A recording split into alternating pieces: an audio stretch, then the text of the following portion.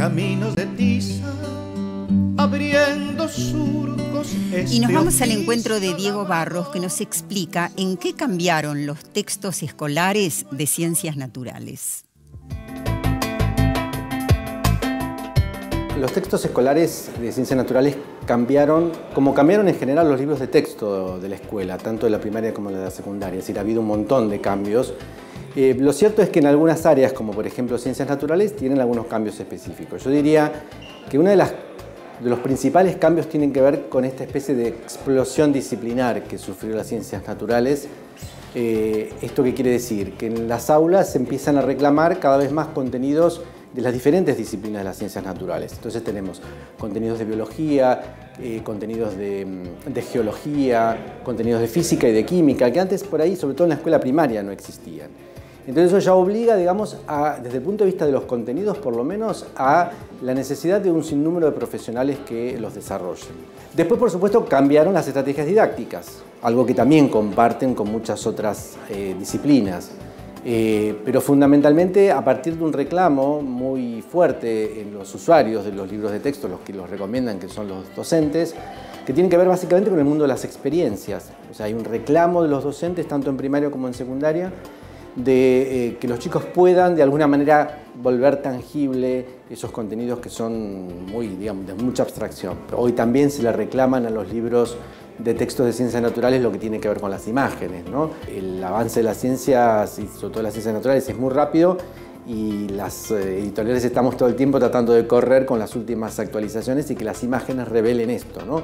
La modernidad que reclama hoy los libros de texto. Yo creo que se priorizan dos cosas que me parece que son estratégicas en general en un libro de texto, que es el equilibrio entre contenidos disciplinares sólidos y actualizados, pero también con un procesamiento didáctico dinámico y también actualizado. O sea, que la propuesta didáctica sea una propuesta afín con los chicos. El libro de texto y la operación que un editor tiene que hacer y que un autor tiene que hacer para la llegada a los chicos de un conocimiento tan duro como son las ciencias exige desde el punto de vista del lenguaje un procesamiento didáctico, una transposición didáctica que se refleje también en el lenguaje.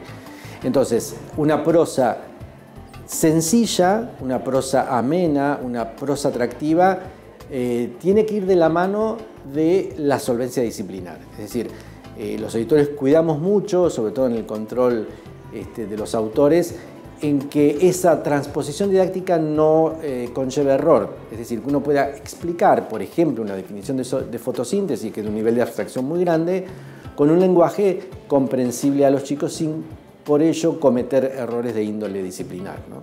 El gran desafío en materia del procesamiento de los textos tiene que ver con cómo no dejar de ser solvente disciplinarmente cuando uno opera con un tipo de lenguaje sencillo y atractivo, ¿no?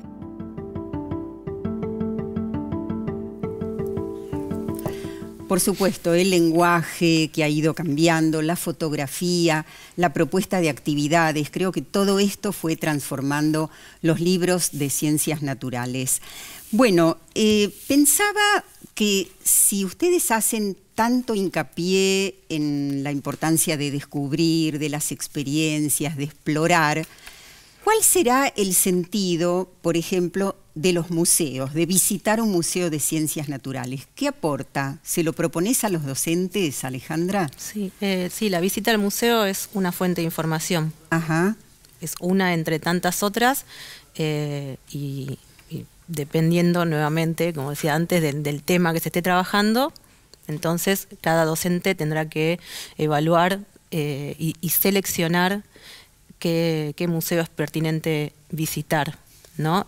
No, en general tratamos de que no sea al revés, pero a veces la realidad escolar sabemos que es compleja y entonces puede pasar al revés.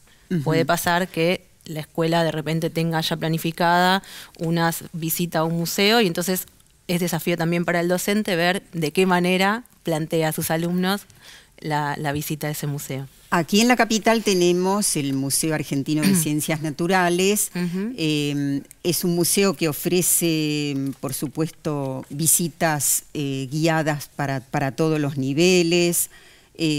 también tiene muchos recursos didácticos, hay toda una preparación previa y posterior para que la visita sea interesante, y seguramente en las provincias no habrá un museo de estas características, pero puede haber otros. Por supuesto. Que sumen a lo que ustedes dijeron también, que sumen a los libros, a los videos, que son indudablemente válidos.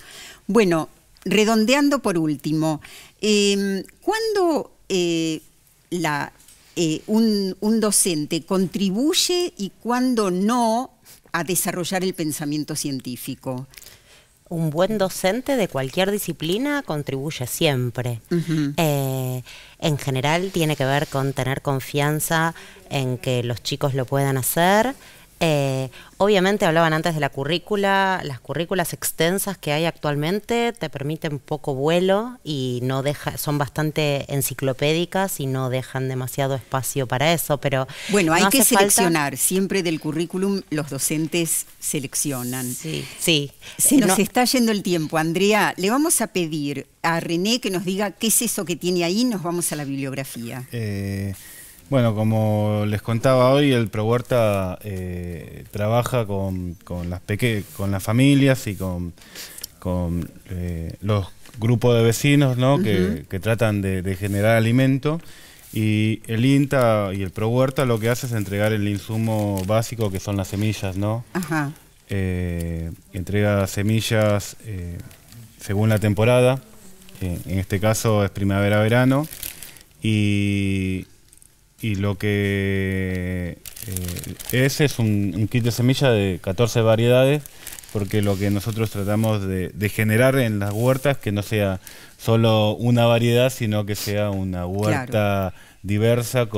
Y allí tenés un calendario. Y sí, generalmente nosotros hacemos entrega a las familias o a las instituciones las semillas, acompañadas, ¿no?, de alguna charla, de alguna capacitación, y muchas veces va acompañada de material didáctico, ¿no? Bien. Nos vamos a la bibliografía.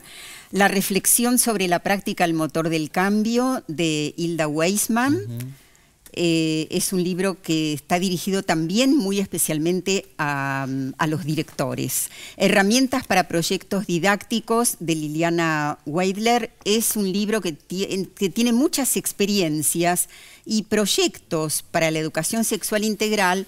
Es el libro donde está la experiencia de Silvina Bobone, que también nos relató para el programa de hoy. Y aquí tenemos material del INTA, parte del material del INTA. La huerta orgánica familiar es uno de ellos, Mi casa, mi huerta. Y por último, este que también sobre la huerta sacaron en braille. Sí, que seguramente también tiene una salida importante. Gracias a los tres por haberse acercado. A ustedes los espero, como siempre, el próximo sábado.